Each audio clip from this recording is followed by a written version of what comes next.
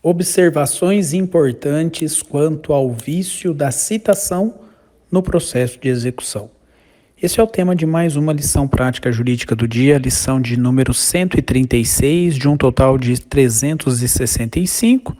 Durante todo o ano de 2023, eu trago diariamente um áudio com conteúdo prático jurídico voltado a como obter sucesso na defesa do executado ou como vencer o processo de conhecimento.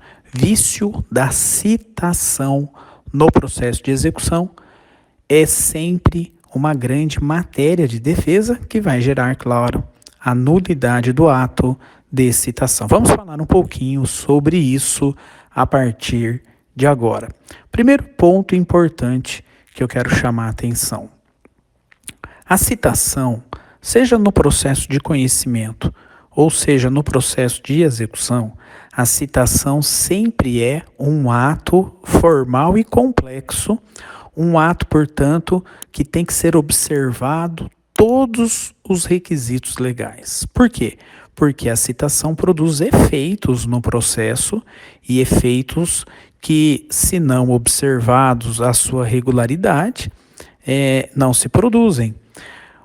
O principal efeito da citação, é claro, é dar conhecimento a quem está sendo citado de que existe uma ação ajuizada em seu desfavor e que a partir desse momento, com a citação realizada, essa pessoa citanda está integrada ao processo. Então ela passa a fazer parte da relação jurídica processual, passa a fazer parte como réu, se o processo for de conhecimento, ou passa a fazer parte como executado, se o processo for de execução.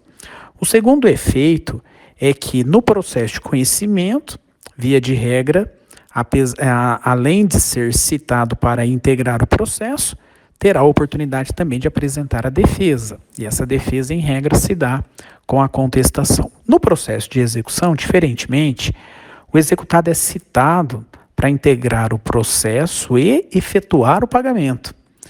A citação, portanto, é para pagar, quando a execução for, por exemplo, por quantia certa. Pagar no prazo de 3 dias, se o título for extrajudicial, ou efetuar o pagamento no prazo de 15 dias, a partir da intimação, quando nesse caso, a execução é por cumprimento de sentença, a execução aqui é por título judicial. Bom, a citação, em regra, é um ato personalíssimo. É a própria pessoa citanda que tem que receber o ato da citação.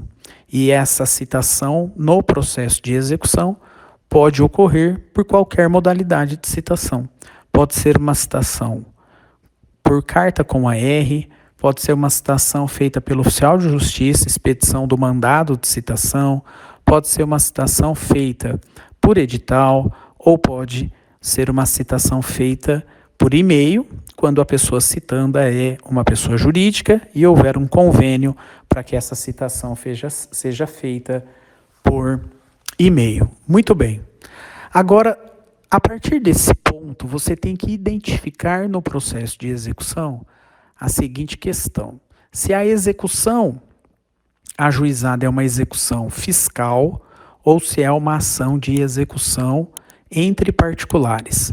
Se for uma execução fiscal, o regulamento do processamento dessa execução está na Lei 6.830. E se for uma execução entre particulares, aí, claro, no Código de Processo Civil. E por que isso é importante?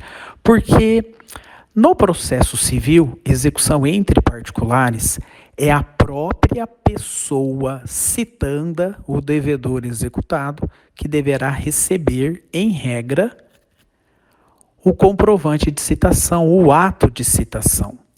A citação tem que ser feita na pessoa executada, na pessoa que agora integrará a lide, o devedor, o executado.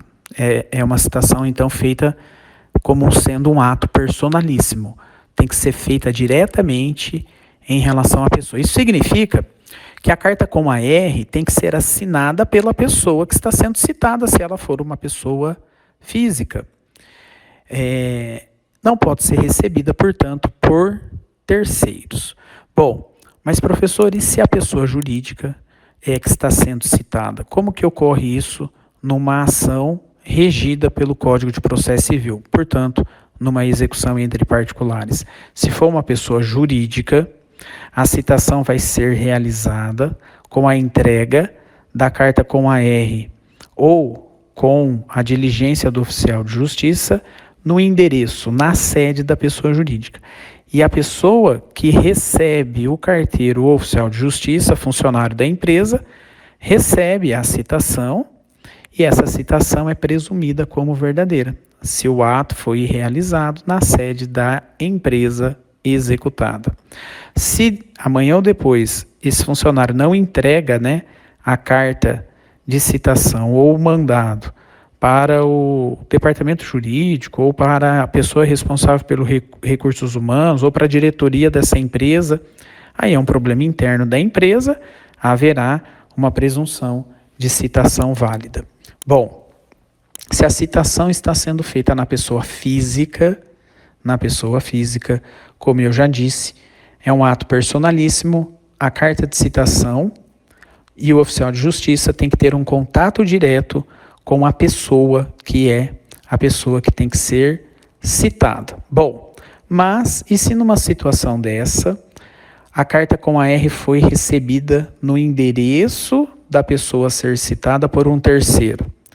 Bom, isso pode ser uma causa de nulidade do processo de execução, nulidade da citação, salvo se ficar comprovado pelo exequente que aquela pessoa que recebeu a carta com AR no lugar da pessoa a ser citada é uma pessoa próxima, um parente, um cônjuge, um companheiro, um ascendente, um filho descendente, maior e responsável, enfim, se for alguém muito próximo, a citação pode ser considerada válida. Fora desse caso de parentesco, se a citação é entregue para uma terceira pessoa que não citando, a citação pode ser anulada.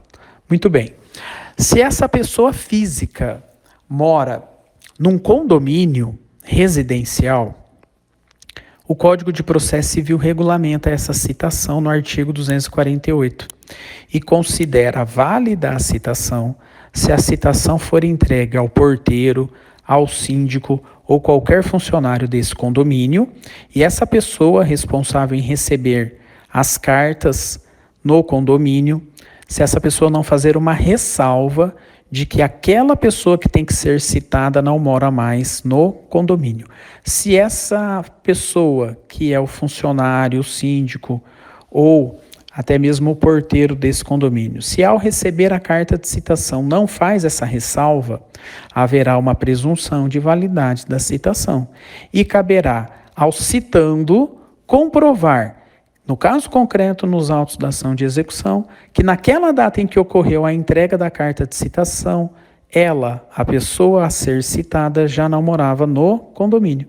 Cabe a ela, portanto, ao próprio executado, fazer a prova disso, de que ela não morava mais no condomínio, para que aquela citação seja nula e, portanto, invalidada no caso concreto.